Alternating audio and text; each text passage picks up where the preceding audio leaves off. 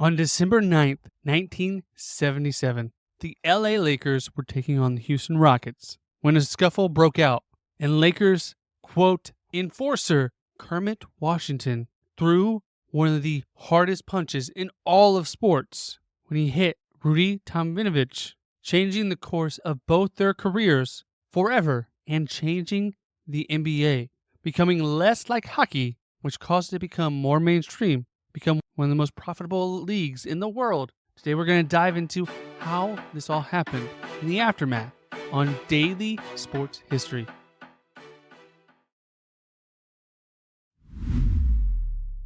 Welcome to Daily Sports History. I'm Ethan Reese, your guide as you daily learn more about sports history, increasing your sports knowledge. And today's trivia question is, how much was Kermit Washington fined after the punch, which was the largest fine up to that point? So to kind of understand the punch, as they call it, happened, you have to understand how the NBA was back in the 1970s. It was not the game that we have today. And back then, the game was a lot more like hockey. You actually had enforcers, and they were called that. There was actually magazine and articles like ranking who was the best enforcer, who was the most intimidating guy on the floor. And you always had a guy on the floor that would stand up for your stars. If they ever got a hard foul or someone got in their face, you had one guy that would have NBA skill, but also be a mean guy that would possibly throw a punch or take a punch or be involved in a fight. And this didn't bode well for the NBA because it wasn't a good product. People wanted to watch a sport and not see fighting. Even though people that love hockey love the fighting aspect of it, most people do, basketball wanted a different kind of feel. Hockey, was more of a rugged type of game. Basketball was actually created because they wanted more of a gentle game. It was created for older, it was created to be inside and to be easier on the body. And eventually you got great athletes and they got stronger and stronger and stronger. And these athletes went at each other. And then in the 1970s, the LA Lakers weren't what they were today. They were struggling to find an identity as Jerry West and Wilt Chamberlain had retired and they just traded for Kareem, but they didn't have other players around him to support his greatness. He won his first MVP with the Lakers despite the team having a losing record. That's how good he was and how bad the team was. And the Houston Rockets were in a similar situation. They were struggling to find their way too. They had recently moved from San Diego to Houston and were struggling to find their way. And in 1976 was the first time they actually made the playoffs. So both these teams were on the rise and trying to make a name for themselves. And in 1977, the Lakers had an enforcer on their team named Kermit Washington. And yes, it's weird to think of an enforcer named Kermit because when we think of Kermit, we only think of a green frog that sings songs about rainbows. And it just shows a different time because now it's very rare to see someone named Kermit. But he grew up in Washington, D.C. in a challenging environment where his family struggled economically, but he found success in school and on the basketball court. And he was able to take that success and go to college at American University, where he became one of the greatest NCAA basketball players, averaging 20 points and 20 rebounds for his entire career, one of the few players to ever do so. And his success in college led him to be the 5th overall pick by the LA Lakers in the 1973 draft. And he was known especially for his defensive prowess and his rebounding ability, and also that he had a mean streak. It could be that enforcer type on the basketball court. And the Rockets had an all-star in Rudy Tomjanovich, who grew up in an immigrant community in a small city in Michigan, and eventually would attend Michigan University, where he became an accomplished basketball player, averaging a double-double throughout his career, 25 points and 14 rebounds, and was named an All-American in 1970. He would be selected 2nd overall in the 1970 NBA draft by the San Diego Rockets, where he made his first All-Star game. He would go on a streak, making 3 consecutive All-Star games. He was known for his scoring, his rebounding, and his leadership on the court. And these two players' lives officially changed on December 9th, 1977. Like I mentioned before, both these teams were fighting to find their way as a team in the Western Conference. And coming into the game, they were each battling for the bottom half of the playoff. The Rockets were 10-13, and the Lakers were 9-15. And the Rockets were led by Rudy, John Lucas, and Moses Malone, who we covered on a previous episode. And the Lakers really just had Kareem Abdul-Jabbar on their team. No one else at that time made a significant impact during their time with the Lakers. And the game was competitive throughout. It was a back-and-forth game, and at halftime, the Rockets led by 2, 57-55. But it was a hard-fought first quarter, which led tensions throughout. And in the third quarter, Rockets center Kevin Kermit secured a rebound following a miss from Kareem, and Kermit Washington became entangled in a physical altercation while fighting for the ball, and was contacted by an elbow. Tensions escalated, and Kareem actually came to take Kermit off of Washington to try to de-escalate the situation, and Rudy came running in to do the same.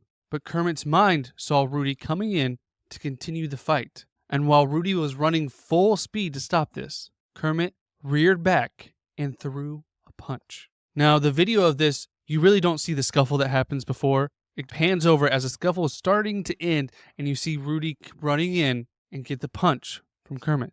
So it paints Kermit in a bad situation. And we covered the Malice at the Palace. It's kind of a similar situation where tensions are high and you just really are throwing a punch. And you have to understand that Kermit was 6'8", 230 pounds. He was a big man.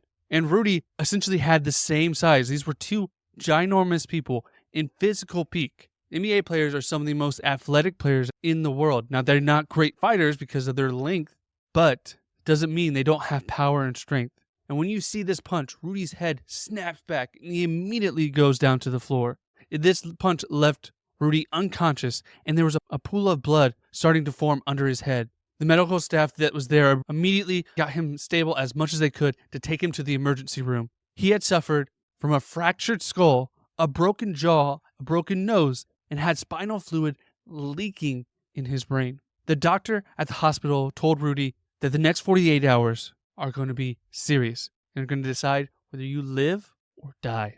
Rudy was obviously scared, and Kermit was ejected from the game, and the game did go on to finish, unlike the Malice at the Palace, where the Rockets actually won the game 116-105, where the leading scorer of the entire game was Kareem Abdul-Jabbar with 32 points. But the game didn't matter. What mattered was Rudy, and would he survive this incredible moment. It was touch and go there for a while, but he did eventually make it through. And the weirdest thing was him saying afterwards he could taste the spinal fluid in his mouth after the fight, something that is very rare to even happen.